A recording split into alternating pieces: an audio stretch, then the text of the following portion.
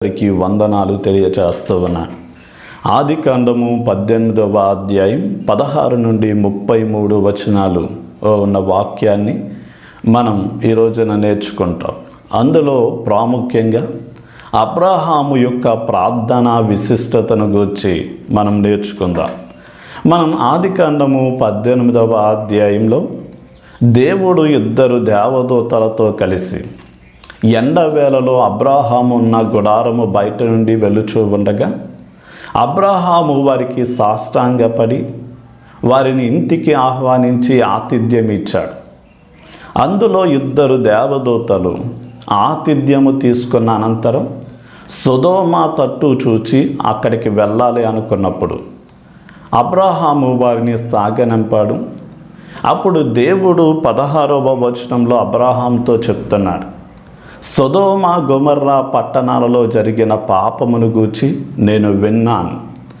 నేను ఆ స్థాయిలో జరుగుతుందో లేదో నా కళ్ళారా చూశాను. ఆ పట్టణాలకు నాశనాన్ని నిర్ణయించాను అని దేవుడు చెప్పాడు.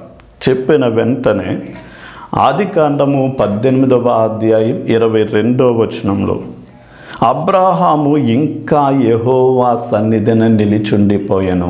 అబ్రహాము ఇంకా యెహోవా సన్నిధిన నిలిచుండెను. మనకి కీర్తనల గ్రంథం 99వ కీర్తన 6వ వచనంలో ఆయన యాజకులలో మోషే అహరోనులుండెను.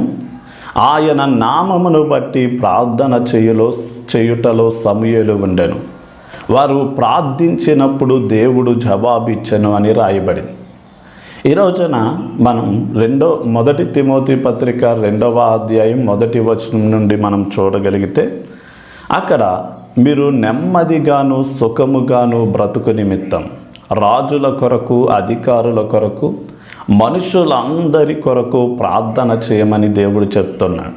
అంటే అబ్రహాము వలె మనము ఇంకా దేవుని సన్నిధిలో నిలిచి ప్రార్థించే అనుభవాన్ని కలిగి ఉండాలి. అంటే 99 సంవత్సరాల వృద్ధాప్యంలో ఉన్న అబ్రహాం మంచి పశువును వధించి వంటకాలను సిద్ధం చేయించడమే కాకుండా ఆ వంటకాలను వడ్డించిన తర్వాత కూడా అలసిపోకుండా దేవుని ఎదుట నిలిచి ప్రార్థిస్తూ ఉన్నాడు. అంటే వయసులో ఉన్న మనం మరి ఎక్కువగా ప్రార్థన చేయవలసిన భారము బాధ్యత మన మీద ఉంది.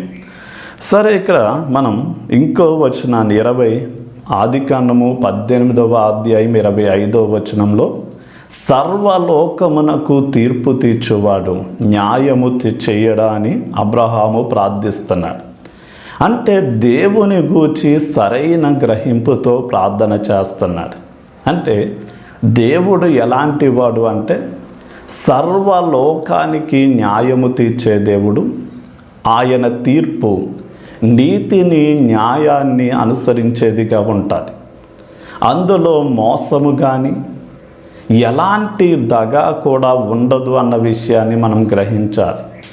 అందుకనే లూకాసు వార్త 18వ అధ్యాయం 1వ వచనంలో విసుగక నిత్యము ప్రార్థన చేయమని చెప్పడానికి యేసయ్య ఒక ఉదాహరణ చెప్పాడు. ఒకానొక పట్టణంలో ఒక అధిపతి ఉన్నాడు. అతడు దేవునికి భయపడడు, మనుషులంటే ఏ మాత్రము కూడా లక్ష్య పెట్టడు. కానీ ఒక విధవరాలు అతని దగ్గరకు వెళ్ళి పదే పదే న్యాయము తీర్చమని అడిగినప్పుడు అతడు, నేను దేవునికి భయపడను, మనుషుల్ని లక్ష్య పెట్టను, కానీ ఈమె పదే పదే వస్తుంది గనక ఈమెకు న్యాయము తీర్చాలి అనుకున్నాడు. కానీ మన దేవుడు ప్రేమ కలిగిన వాడు, మంచితనము దయా కృప కలిగిన వాడు గనక ఆయన దగ్గరికి వచ్చి న్యాయము తీర్చమని అడిగినప్పుడు ఆయన ఖచ్చితంగా న్యాయము తీరుస్తాడు. అందుకనే ప్రభువా, దుష్టులను బట్టి నీతిమంతులు కూడా 50 మంది ఉంటే వారు చనిపోతారేమో, కనుక నీతిమంతులను బట్టి దుష్టులను కూడా క్షమించి ఆ పట్టణాలను నాశనం చేయొద్దన్నప్పుడు అబ్రహాము ప్రార్థన వినిన దేవుడు అంటాడు, నీవు కోరినట్లుగా 50 మంది నీతిమంతులుంటే ఆ పట్టణాలను నాశనము చేయును అన్నాడు. అంటే ఆయన భూలోకానికి న్యాయము తీర్చే దేవుడు గనక ఆయన తీర్పులు న్యాయముగా నీతిని అనుసరించినవిగా ఉంటాయి. సరే, మనం అందులో ఆదికాండము 18వ అధ్యాయం 27వ వచనాన్ని మనం చూడగలిగితే, అందుకు అబ్రహాం, ఇదిగో ధూళియు బూడిదనైన నేను ప్రభువుతో మాట్లాడ తెగించుచున్నాను అంటాడు. అంటే అబ్రహాము యోగ్యముగా ప్రార్థన చేస్తున్నాడు. ఏమని? దుమ్మియు ధూళియునైన నేను అంటాడు. అంటే అబ్రహాము తన స్థానం ఏంటో గ్రహించి ఆ స్థానంలో నిలబడి భూలోకానికి న్యాయము తీర్చే న్యాయాధిపతి అయిన దేవుని ఎదుట యోగ్యముగా ప్రార్థిస్తున్నాడు. ఎందుకు దుమ్మియు ధూళియునైన నేను అన్నాడు అంటే, దేవుడు మానవుణ్ణి సృష్టించినప్పుడు నేల మంటిని తీసుకుని దాన్ని బొమ్మగా చేసి ఆ బొమ్మ యొక్క ముక్కు గుండా అని ఆయన జీవవాయువు ఊదినప్పుడు ఆ మట్టి బొమ్మ మనిషిగా మార్పు చెందింది. అందుకని దేవునితో ఏం చెప్తున్నాడు అంటే, నీవు నా సృష్టికర్తవు, నీ చేత నేను సృష్టింపబడిన వాడిని, నీవు నా యజమానుడవు, నేను నీ యొక్క దాసుడను, నీవు కొమ్మరి లాంటి వాడవు, నేను మంటి లాంటి వాడను అని చెప్తూ ఉన్నాడు. అంటే మన జీవితాలు నిజంగా మట్టి వంటి అల్పమైనవి, విలువలేనివి. కనుక ఇలాంటి అల్పమైన మనిషి బలవంతుడైన దేవుణ్ణి ఆశ్రయముగా చేసుకుని ఏం చేయాలి అంటే, యోగ్యమైన విధానంలో ప్రార్థన చేయాలి. అంటే ఆయన మన సృష్టికర్త, మనం ఆయన చేత సృష్టింపబడినవారు. ఆయన కుమ్మరి లాంటి వాడు, మనం మంటి లాంటి వారము గనక ప్రార్థన చేసేటప్పుడు ఆయనేదో ఒక పనివాడిగా మనం ఆజ్ఞాపించకూడదు, లేక ఆయన ఎదుట మనం అతిశయముగా గర్వంగా మాట్లాడడానికి వీలేదు. పరిసయ్యుడు గర్వంగా మాట్లాడినట్లుగా మనము కూడా మన గురించి మనం గర్వంగా మాట్లాడడానికి వీల్లేదు. సరే, మనం ఇంకొక వచనాన్ని గనక మనం చూడగలిగితే ఆదికాండము 18వ అధ్యాయం 30వ వచనం.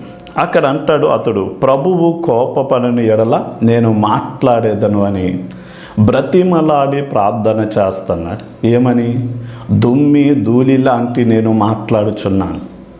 ప్రభువా, నీవు కోపపడనంటే నేను మాట్లాడతాను, నీవు కోపపడనంటే ఇంకొక మారే మాట్లాడతాను అని బ్రతిమలాడి ప్రార్థిస్తూ ఉన్నాడు.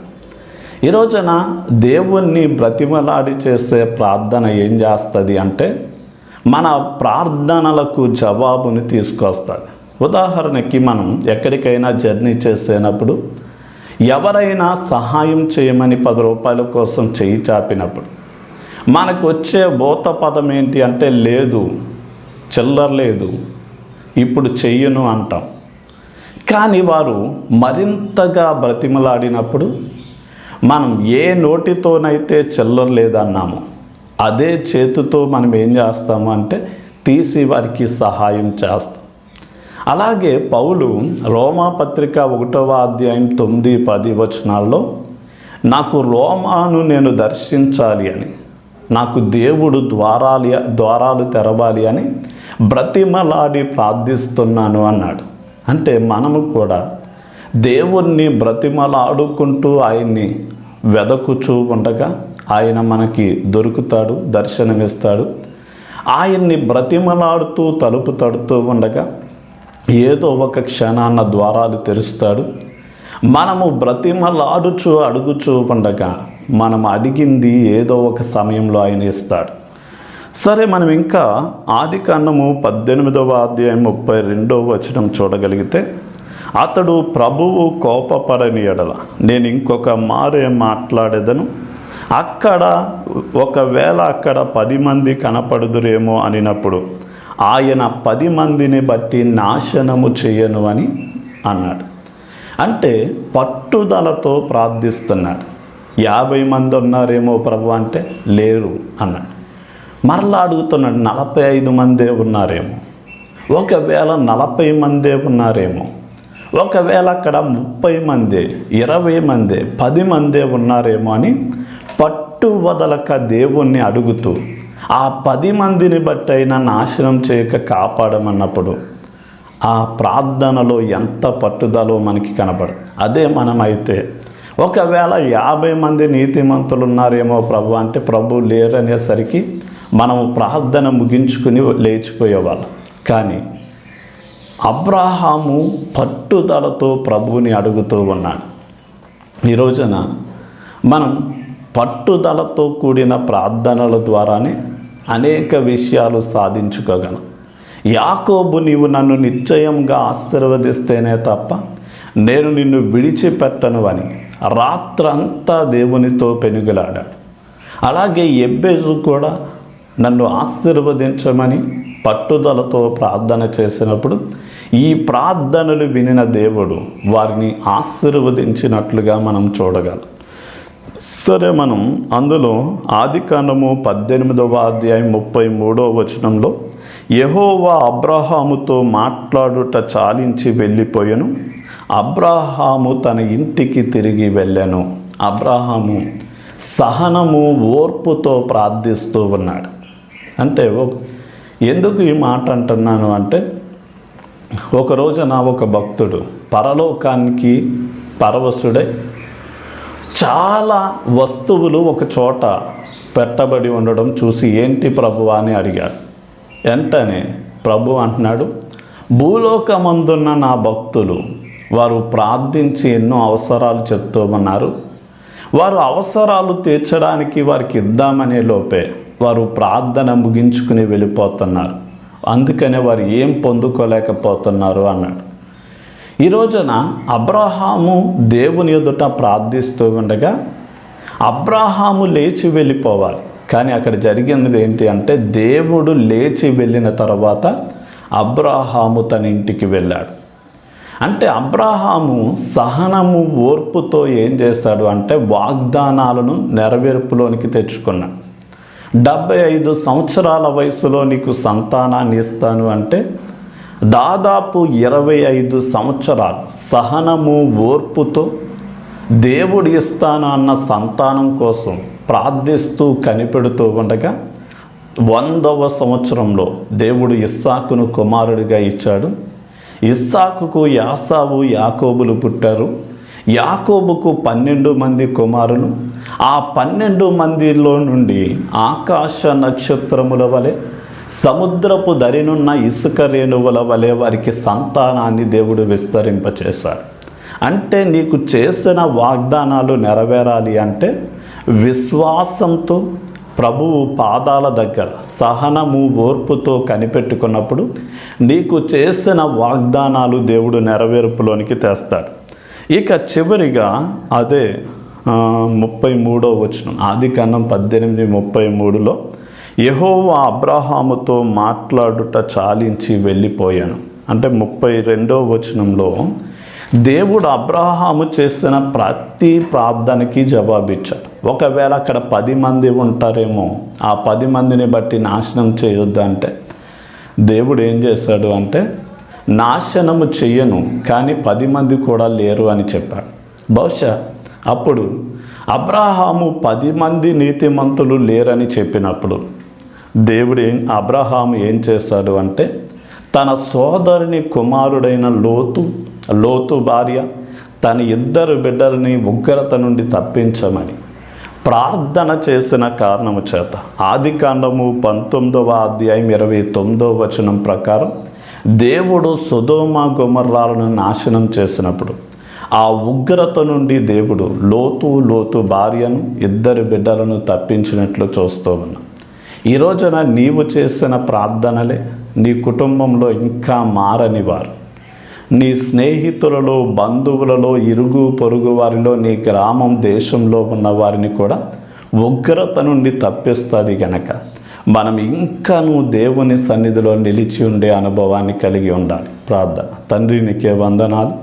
ఎవరైతే ఈ మాటలు వింటూ ఉన్నారు, అబ్రహాము వలె నాయన నిన్ను గూర్చి గ్రహింపు కలిగి యోగ్యముగా నిన్ను బ్రతిమలాడుకుంటూ పట్టుదలతో సహనంతో నాయన ప్రార్థించి జవాబు పొందేవారిగా ప్రతి ఒక్కరిని ఉంచి దీవించమని యేసు నామంలో అడిగి వేడుకుంటున్నాం తండ్రి. ఆమేన్.